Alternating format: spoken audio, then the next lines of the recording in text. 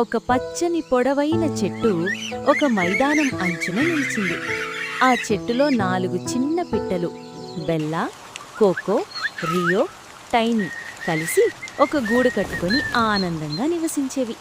ఒకరోజు గాలి బలంగా వీయడం ప్రారంభమైంది. మన గూడు అని టైనీ భయంతో అరిచింది.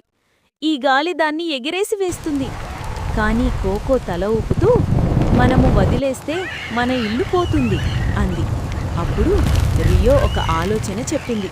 మనము కలిసి పనిచేస్తే ఎలా ఉంటుంది? గాలి మరింత బలంగా వీయసాగింది.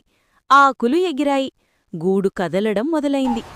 అప్పుడు బెల్లా తన రెక్కలతో ఒకవైపు పట్టుకుంది. కోకో తన శరీరంతో కొమ్మలను గట్టిగా ఒత్తింది. రియో పడిపోయిన కొమ్మలను గూడు చుట్టూ పెట్టి గాలిని ఆపింది. టైనీ అదనపు గడ్డి తీసుకువచ్చి గూడును బలంగా చేసింది. చివరికి వారి గూడు సురక్షితంగా నిలిచింది. నీతి: మనము కలిసి పనిచేస్తే మరియు ఒకరికొకరు సహాయం చేస్తే